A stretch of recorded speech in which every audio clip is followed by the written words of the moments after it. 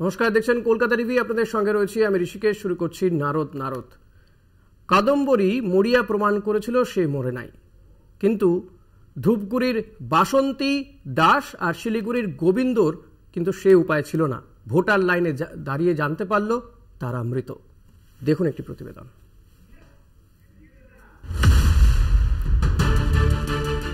বিএলআরওর গাফিলতি, ভোট দিতে গিয়ে বিফল মনোরথ হয়ে ফিরলেন ধূপগুড়ির বাসন্তী দাস। বেলা বাড়তেই করা হবে রোদ, সেই ভেবে রোদ থেকে বাঁচতে সকাল সকাল নিজের ভোট নিজে দিতে ধূপগুড়ির 15/186 নম্বর বুথের ভোটের লাইনে দাঁড়িয়েছিলেন বাসন্তী দাস। 7 নম্বর ওয়ার্ডের বাসিন্দা বাসন্তী দাসের কাছে বৈধ ভোটার কার্ড থাকলেও ভোটের লিস্টেই নাম নেই তার। মৃত ভোটারের তালিকায় নাম রয়েছে তার। ভোট গ্রহণ কক্ষে বাসন্তী দেবীকে এই দুঃসংবাদ শোনান প্রিসাইডিং অফিসার। ফলে মনক্ষুণ্ণ হয়েই ভোট কেন্দ্র ছাড়েন বাসন্তী। ডিএম অফিসের কাছে ওরা ফোন করলো, ফোন করার পরে ডিএম অফিস বললো যে উনি তো মারা গেছে।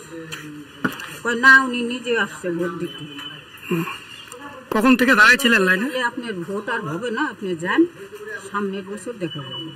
আর ওর কাছ থেকে আমরা যে কপি পেয়েছি সেখানে ডিলিটেড ছিল, নিয়ম অনুযায়ী আমরা নিতে পারি। ভোটার কার্ড হাতে নিয়ে ভোট দিতে গিয়ে ফিরতে হলো শিলিগুড়ির গোবিন্দ রায়কেও। শিলিগুড়ির 34 নম্বর ওয়ার্ডের বাল্মীকি বিদ্যাপীঠের 236 নম্বর বুথে ভোট দিতে লাইনে দাঁড়িয়েছিলেন গোবিন্দবাবু। বুথে ঢোকার পরই তিনি জানতে পারেন তিনি মৃত। ভোটার তালিকায় তার নাম নেই। দাদা দিচ্ছে, ছেলে দিয়ে গেছে, আমি দিতে গেছি, বলে তুমি মৃত। আপনারা মৃত বলছেন, তাহলে কেন হঠাৎ? জানি না, আমি গেলবারও ভোট দিয়েছি, প্রত্যেকটা ভোটই আমি দিছি। শুক্রবার সকালে ভোট দিতে গিয়েছিলেন আলিপুরদুয়ারের সুনীল সাহা। ভোট কেন্দ্রে গিয়ে সুনীল জানতে পারেন তিনি মৃত। ভোটাধিকার নেই তার। 7 সকালে ভোট দিতে গিয়ে জটেশ্বর বাস স্ট্যান্ডের বাসিন্দা সুনীল বাড়ি ফিরে যান। দাঁড়ালাম, ভেতরে গেলাম, অফিসার বলতেছে যে না, আপনার নাম ডিলিট।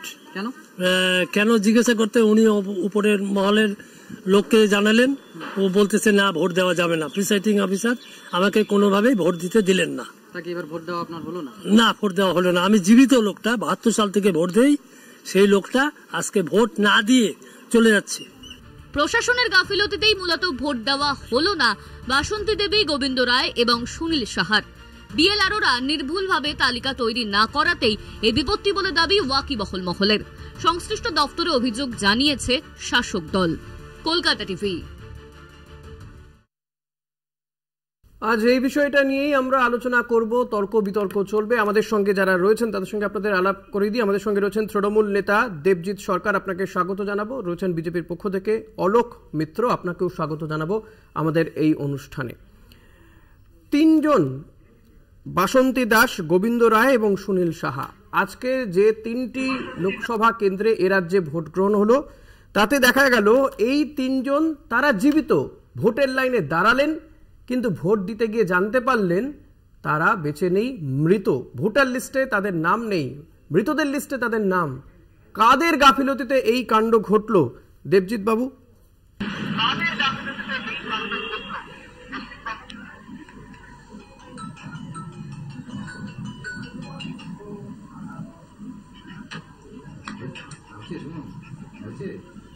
দেবজিৎ বাবু শুনতে পাচ্ছেন আমার কথা?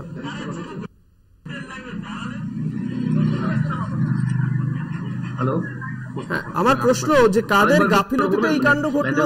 3 জন ভোটার লাইনে দাঁড়ালেন ভোট দেবেন বলে, সকাল সকাল গিয়েছিলেন যাতে অশান্তি এবং রোদকে এড়ানো যায়, কিন্তু লাইনে দাঁড়িয়ে তারা জানতে পারলেন ভোট দিতে যখন যাচ্ছেন যে তারা বেঁচে নেই, মৃতদের তালিকায় তাদের নাম চলে গিয়েছে।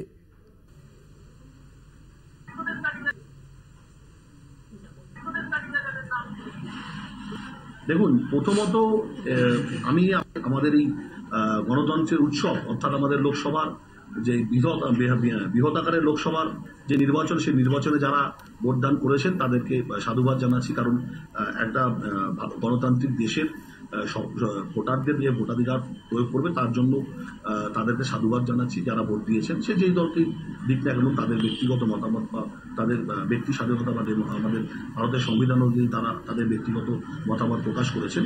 কিন্তু এই যেই বিক্ষিপ্ত ঘটনাগুলি আমরা দেখতে পেলাম সকাল থেকেই, আমাদের জলপাইগুড়ি লোকসভা কেন্দ্রে আমাদের ধূপগুড়ি বিধানসভার অন্তর্গত 15-186 নম্বর বুথে একজন বৃদ্ধ মহিলা তার ভোটাধিকার প্রয়োগ করতে গিয়েছিলেন, কিন্তু আমরা দেখতে পেলাম সেখানে গিয়ে তিনি ভোটার লিস্টে যে আমাদের ভোটার লিস্ট যেটা রয়েছে প্রিসাইডিং অফিসারের কাছে, সেখানে তাকে মৃত বলে ঘোষণা করে দেওয়া হয়েছে। প্রথমত এই দায়ভার আমাদের ভারতের নির্বাচন কমিশনকে নিতে হবে। তার সাথে সাথে যিনি সেই ওয়ার্ডের বা সেই বুথের যিনি বিএলও রয়েছেন, সেই বিএলওকে অবশ্যই দায়িত্ব নিতে হবে। কারণ একজন বিএলওর সর্বপ্রথম যে কাজটা হয়, সেই কাজটা হচ্ছে তার বুথের কারা মৃত রয়েছে, কারা অন্য জায়গায় ট্রান্সফার হয়ে চলে গেল, বা কারা নতুনভাবে সেই বুথে এসছে, সেই টোটাল বিষয়টা দেখবার বিষয় কিন্তু আমাদের সেই নির্দিষ্ট এলাকার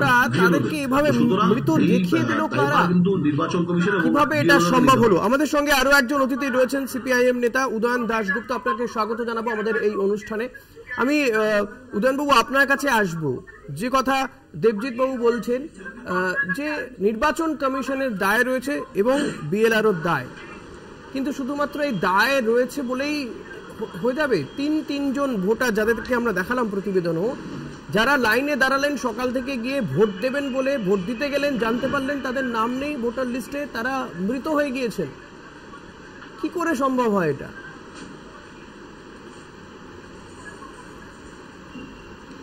দেখুন, নির্বাচন কমিশনের তো গাফিলতি আছে। নির্বাচন কমিশনের গাফিলতি ছাড়া এরকম ধরনের ঘটনা ঘটা সম্ভব না। কিন্তু তারপরেও বলবো যে এই দায়টা খুবই সংক্ষিপ্ত, মানে খুবই সামান্য।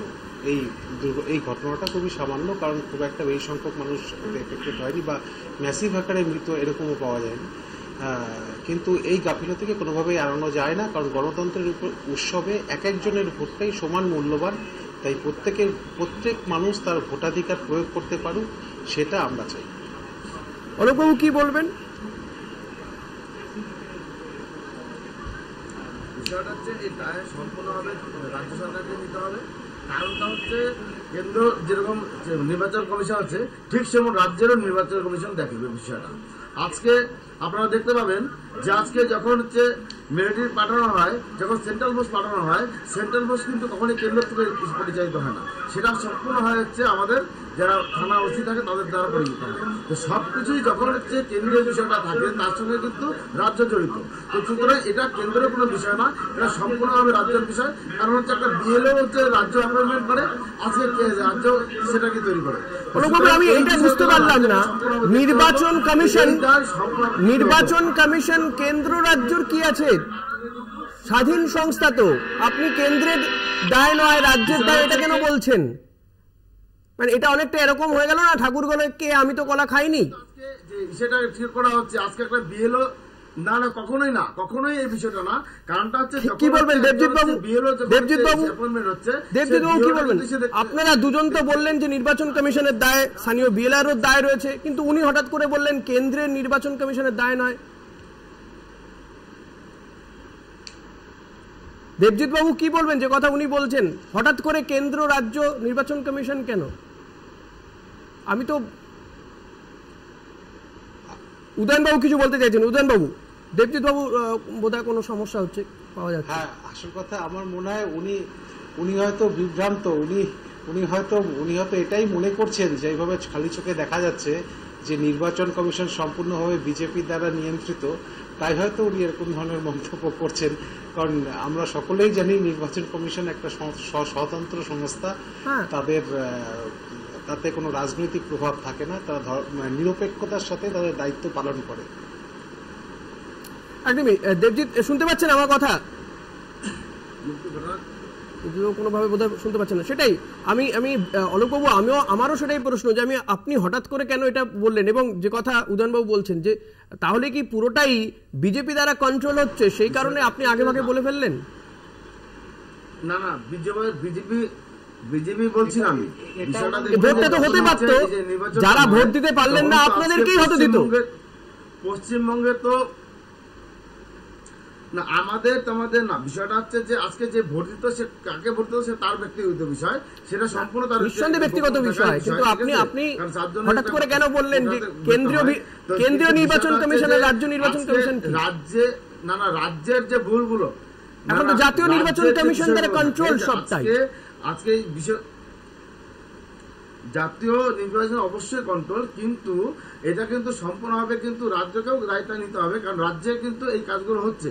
কারণ আপনারা আগেও দেখেছেন যে এইসব ভাবে নামগুলো ট্রান্সফার হয়ে যাচ্ছে, এই জায়গার নাম আরেক জায়গায় চলে যাচ্ছে, আর এখন দেখা যাচ্ছে সেই ব্যক্তিকেও মৃত বলে ঘোষণা করে। আপনারাও তো এই রাজ্যে বিরোধী দল, বিরোধী দলের কোনো ভূমিকা নেই এই ক্ষেত্রে, বিরোধী দলগুলোর ভূমিকা থাকবে না। বেশ, একটা ছোট্ট বিরতিতে যাবো, বিরতির পরে আবারও ফিরে আসবো। এবং যে কথা অলোকবাবু বলছেন যে রাজ্যেরও দায় রয়েছে, কিন্তু আমার বক্তব্য রাজনৈতিক দলগুলোর কি দায় রয়েছে, তারা কেন এই বিষয়টা দেখবেন না যে ভোটার লিস্টে কার নাম রয়েছে, কার নাম বাদ চলে যাচ্ছে, তিনি জীবিত রয়েছেন কিন্তু মৃত দেখানো হচ্ছে। একটা ছোট্ট বিরতি, বিরতির পর ফিরবো, সঙ্গে থাকবেন।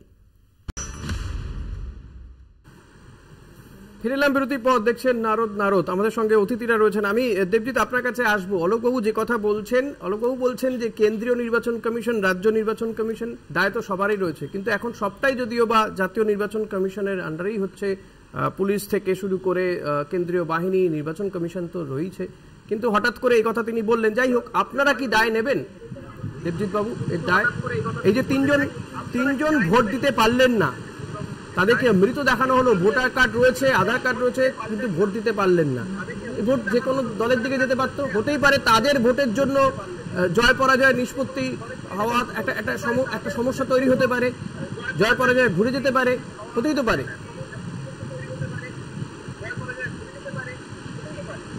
দেখুন, অবশ্যই হতে পারে, কারণ গণতন্ত্রের উৎসবে এই প্রত্যেকটা ভোটারের মূল্যই কিন্তু এক, সেটা প্রধানমন্ত্রী থেকে শুরু করে মুখ্যমন্ত্রী বা বিশিষ্ট সমাজসেবী বা সমাজের সব থেকে বড় শিল্পপতি বলুন, প্রত্যেকজনেরই কিন্তু ভোটাধিকার একই মাত্র রয়েছে।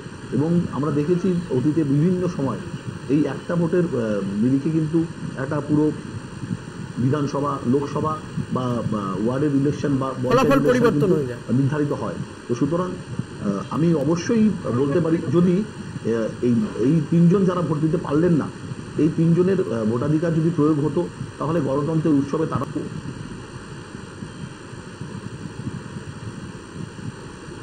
একদমই। আমি উদয়ন আপনার কাছে আসবো, জানতে চাইবো এই যে আজকে যে ভোট হলো, 3টি কেন্দ্রে ভোট হলো এবং দেখুন 3জন তারা ভোট দিতে পারলেন না। এই 3টি কেন্দ্রের ভোটের মধ্যে সবচেয়ে বেশি চর্চায় থাকলো গোটা দিন ধরে কোচবিহার। সেখানে একাধিক অভিযোগ, কখনো তৃণমূলের বিরুদ্ধে তো কখনো বিজেপির বিরুদ্ধে। আপনাদের কি মনে হলো আজকের এই ভোটটা দেখে? এই ভোটটা, কোচবিহারে তো 112 কোম্পানি কেন্দ্রীয় বাহিনী মোতায়েন রয়েছে, তাহলেও কেন অশান্তি এড়ানো গেল না?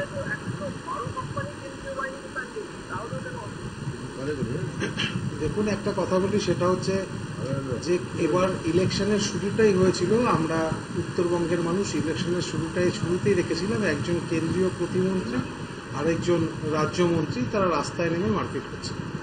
তা যারা মন্ত্রী তারা তাদের একটা সমাজের অভিভাবক, যখন তাদেরকে দেখছে যে সাধারণ মানুষ যে দুটো বৃহৎ দলের তারা নেতা, তারা রাস্তায় দাঁড়িয়ে এইভাবে মারপিট করছে, তখন মানুষের মধ্যে যা প্রভাব পড়ার সেটাই পড়েছে, তার বাইরে আর কিছু নয়।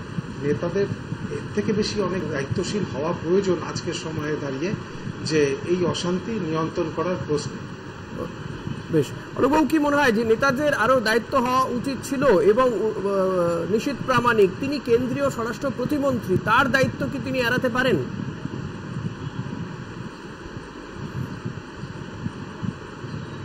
অলোকবাবু শুনতে পাচ্ছেন? দেবজিৎ, আপনার কি মনে হয় উদয়ন গুহ কি তিনি তার দায় এড়াতে পারেন? উদয়ন গুহকে নজরবন্দি করারও দাবি জানিয়েছিলেন নিশীথ প্রামাণিক।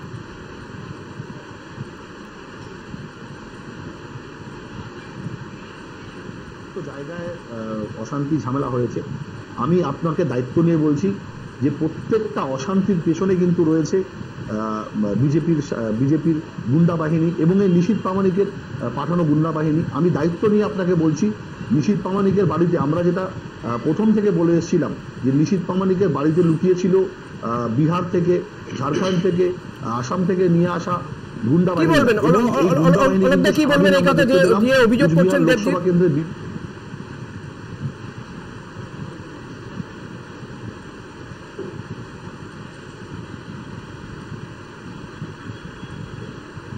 অলোকদা কি শুনতে পাচ্ছেন না আমার কথা?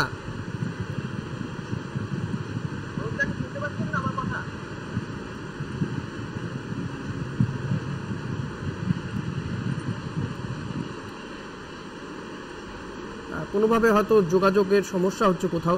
দেবজিৎ, আপনারা যে অভিযোগ করছেন যে নিশীথ প্রামাণিকের বাড়িতে গুন্ডা ছিল বা তারা দুষ্কৃতীদের আশ্রয় দিয়েছিল, আপনারা জেনেও কেন চুপ ছিলেন? উদয়ন গুহ কি করছিলেন? দেখুন, আমরা বারবার, আপনারাও দেখেছেন, আমাদের নেতা অর্থাৎ আমাদের ওখানকার বিধায়ক, স্থানীয় বিধায়ক মন্ত্রী উদয়ন গুহ কিন্তু প্রথম থেকেই নির্বাচন কমিশনকে বলে এসছেন যে তার বাড়িতে গুন্ডা বাহিনী লুকিয়ে রয়েছেন এবং তার বাড়িতে ইনলিগাল আর্মস রয়েছে, ইনলিগাল অ্যাক্টিভিটিস হচ্ছে তার এলাকা জুড়ে। তার বাড়িতে আমরা লক্ষ্য করেছি এবং আমরা নির্বাচন কমিশনকে লিখিত আকারে জানিয়েছি। কিন্তু নির্বাচন কমিশন, আমি দায়িত্ব নিয়ে বলছি, বিজেপির বি টিম হিসেবে তারা সেখানে কাজ করেছে, বিজেপির দালাল হিসেবে তারা সেখানে কাজ করেছেন এবং বেছে বেছে যে সমস্ত জায়গায় দেবজিৎ যে অভিযোগ করছেন যে নিশীথ প্রামাণিক তিনি এই দুষ্কৃতীদের নিয়ে এসছেন এবং তার বাড়িতে আশ্রয় নিয়েছিলেন, যারা আজকে অশান্তি ঘটনা ঘটিয়েছে কোচবিহারের বিভিন্ন জায়গাতে, তৃণমূল কংগ্রেসের এই অভিযোগ কি বলবেন? এখন পশ্চিমবঙ্গে সবকিছুই জলের মতন পরিষ্কার যে আজকে এই পশ্চিমবঙ্গ আগে কি ছিল এখন কিসে বারুদের স্তূপে পরিণত হয়েছে। কখনো স্কুলে বারুদ দেখা যাচ্ছে, কখনো হচ্ছে মানুষের উপরে আক্রমণ হচ্ছে। তো পশ্চিমবঙ্গে যে নিরাপত্তা নেই সেটা সম্পূর্ণভাবে পরিষ্কার। তো সুতরাং এগুলা বিরোধী শাসক দল, এটা দোষ দিয়ে লাভ নেই। তো শাসক দল সম্পূর্ণ ঘটনা আপনাদের বিরুদ্ধে তো অভিযোগ, নিশীথ প্রামাণিকের বিরুদ্ধে অভিযোগ, ভোটার থেকে শুরু করে তৃণমূলের ব্লক সভাপতি তিনি আক্রান্ত হয়েছেন। অভিযোগ তো এটা অভিযোগ, মানে জাস্ট অভিযোগ দেখা গেছে দাদা, তাকে হাসপাতালে ভর্তি করা হয়েছে, তারা শুধুমাত্র অভিযোগ করে যাচ্ছে। প্রতিটা জায়গায় আপনারা দেখবেন যে আজকে তৃণমূল কিভাবে সন্ত্রাস করে যাচ্ছে, আপনারা নিজেরা দেখাচ্ছেন। আজকে সন্দেশখালীর মতো ঘটনা ঘটছে, আজকে বাদপুরের মতো ঘটনা ঘটছে। আজকে তো সন্দেশখালী হয়নি, আজকে সন্দেশখালী বলে লাভ কি আছে? করেছেন আজকে এটা তো অভিযোগ মাত্র, এটা অভিযোগ। আজকে যত জায়গায় ঘটনা ঘটেছে সবকিছু তৃণমূল দায়ী এবং তৃণমূল যে কি না করছে সেটা না জানলে না। সেই কারণেই তো এত বিপুল সংখ্যক কেন্দ্রীয় বাহিনী। তাহলে কি করলো কেন্দ্রীয় বাহিনী? উদয়ন কি বলবেন? এত বিপুল সংখ্যক কেন্দ্রীয় বাহিনী দিয়ে ভোট হলো, কোচবিহারে অশান্তিতে এড়ানো গেল না? দেখুন, কেন্দ্রীয় বাহিনীকে তো পরিচালনা করে রাজ্য পুলিশই পরিচালনা করে, সে কিভাবে করবে তারাই জানেন। কিন্তু আমি বলতে চাই যে যিনি বিজেপির প্রতিনিধি আছেন এবং যিনি তৃণমূলের প্রতিনিধি আছেন, তার কথার দুজনের কথার থেকে একটা জিনিস পরিষ্কার, নিশীথ প্রামাণিককে তৃণমূল বিজেপির থেকে ভালো চিনবে, এটাই স্বাভাবিক, কারণ তার সৃষ্টি ওখান থেকে। বা বিজেপির যিনি প্রতিনিধি আছেন তিনি বললেন যে আগের থেকে এখনকার পরিস্থিতি বাংলা, এখন বাংলা বারোদের স্তূপের উপর দাঁড়িয়ে আছে।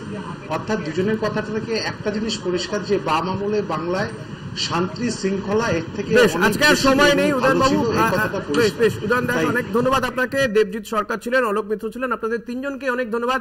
দেবজিৎ, আর সময় নেই, আজকে সময় শেষ। আমাদের নারদ অনুষ্ঠান এখানেই শেষ করছি। দেখতে থাকুন কলকাতা টিভি, রাত দিন 7 দিন।